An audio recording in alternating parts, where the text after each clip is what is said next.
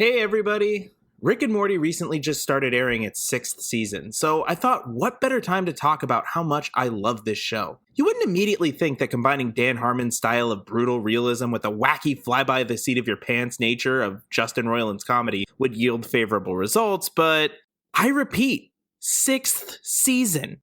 I really love this show. It mixes bonkers sci-fi concepts with great characters and one of the funniest leads on television. I know a lot of people who got into this show because they heard an offhand Rick Sanchez quote and just thought it was hilarious. So in honor of season 6, I would like to go through and review every season of this show. This video will cover the first season, and I'm still playing around with the formula of these videos, so just bear with me. This will be kind of like those Nintendo Direct videos I did, if you've ever seen those. And without further ado, away we go!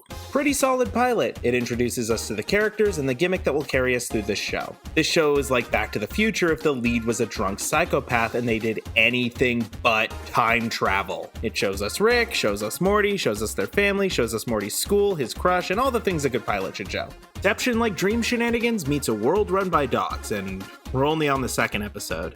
It's hard to really talk about the standout features of these earlier episodes because a lot of them either revolve around setting up the traits of these characters that we'll get to know much more in later seasons, or telling jokes that becomes pretty standard fare for the series going forward. It's a really solid episode of Rick and Morty that would go on to define what solid episodes of Rick and Morty become in the future. Take a sci-fi concept, see every possible avenue you could go with it, maybe tie it into some movie parody if you feel like it, and run wild with ideas. I just summed up a good majority of this show's best episodes, all with the precedent set in this one. Also, setting the standard of introducing memorable one-off characters such as Scary Terry and Snowball. I bet most of you forgot the Smith family at one point even had a dog. Thanksgiving is never the same once you find out what the in-laws are doing. Definitely one of my personal favorites this season, even if we never find out what a puffy vagina actually meant. When a group of aliens try to steal the formula for concentrated dark matter, Rick takes them and the audience for a ride as he attempts to break the simulation. It's an episode that keeps you guessing all the way up into the very end and then lives up to its namesake by having a plot twist up its sleeve and outlives it by having it actually be good.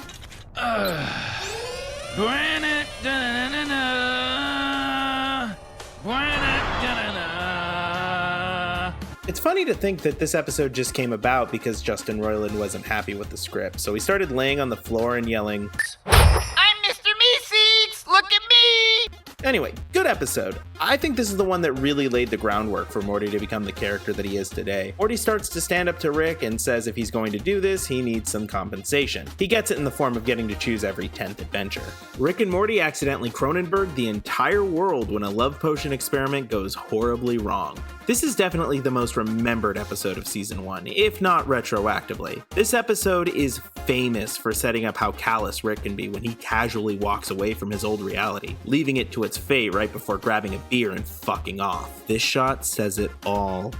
Things go back to normal after this, but this moment is never forgotten, even now in season 6. Back in 2013, when this cartoon aired, there were a lot of cartoons that would have the characters do some extreme or awful thing, and then just have it be forgotten in the next episode. So it was a surprise when a few episodes later, Morty tells Summer that he had to bury his own body in the backyard. Morty raises a violent alien baby while Summer and Rick go to the planet's origin, only to find a highly advanced female-run society. This episode is okay. Easily the most forgettable episode of the season. It's not bad, but who's really talking about this one in 2022? Spoilers, they have not gone back to Gazorpazorp ever since. Hey, Future Ruins here. Going back, watching some clips for the video, I did actually remember how good this episode was. We placed a large boulder on that ledge. Holy shit! You're gonna crush us with a boulder? No! Stop interrupting. The boulder falls onto a lever that will launch knives. What? Just give me a gun, I'll kill myself. Stop interrupting! The knives will... Fine. You were right the first time, okay? The boulder crushes you. I just didn't want to admit you were right. Happy? No, just ignore them. Ignore them. Such an asshole. This is easily my pick for best in the season. It's 10 minutes of Justin Roiland improv skits and a B-plot. What more do I need to say? I'd gladly take more of this. Maybe 5 hours more in video game form. Play Trover Saves the Universe. An episode that is definitely forgotten, but one of the better forgotten episodes. The devil giving away cursed goods only for it to fuck with him by uncursing everyone's shit is hilarious. The B-plot isn't as good. Jerry goes to Pluto to prove it's a planet.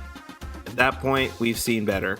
All the funny moments are from Rick and Summer's scenes, honestly. This episode is great. It's widely remembered as great. Need I say more?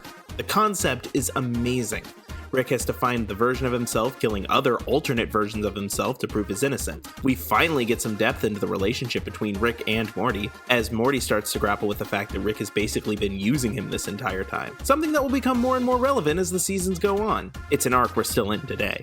Not to mention the introduction of one of my favorite villains of all time. But we'll save that discussion for later. This is the only season that has 11 episodes. Anyway, this episode is great. A teenager's house party gets mixed up with a wacky alien gathering. Bird person hooks up with a girl named Tammy. We'll talk about that next season. And at the end of season 4. And season 5. Okay, just know that this show has tight continuity. It also has a pretty funny B-plot, which I don't see many people talk about. Basically, Jerry and Beth go on this fake Titanic cruise, which is supposed to play out like the movie until...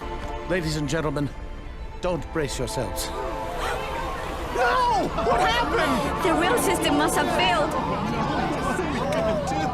We also find out what Wubba Lubba Dub Dub actually means. Near the end of the season, the mask of Rick really starts to slip, and we get a view into the meaningless life of a broken man. Showing that while the show is a comedy at heart, it's certainly not afraid to get real sometimes. Overall, this season does a really good job of laying the foundation of what this show will eventually become in the future. Even though a lot of the episodes aren't really brought up into modern discussion, future episodes definitely play a lot off these ones. You don't have the Rick Lantis mix-up without Close Encounters of the Rick Kind. You don't have the Rick Shank Redemptions or Solarix without Rick Potion number 9. Like I said earlier, this show definitely has tight continuity, despite being an episodic show. I feel like the same can be said about the comedic episodes as well. The pilot and Lawnmower Dogs laid the foundation for episodes like The Story Train or the Duplicate Family episode. They showed us what the series was capable of so future episodes can go wild with ideas. Honestly, that's what a good season 1 is supposed to do, establish the foundation for the rest of the show. This season's episodes definitely feel very tame if you compare them to the rest of the show. Season 1 isn't really a season I find myself going back to a lot, mostly just because I think future episodes are just better. Which is a good thing for the series if you ask me. This definitely feels like it's shaking off some of the new show awkwardness, if you know what I mean. I'm sure I'll have a lot more to say next season. The series only really gets stronger from here, so join me in what I consider to be one of the personal high points of the show, Season 2. See you around. You're gonna be fine out here in space, in the cosmos. I never thought you had it in you. And that's all I gotta say about that. You're gonna be fine out here in space, in orgasmic bliss. This is bullshit.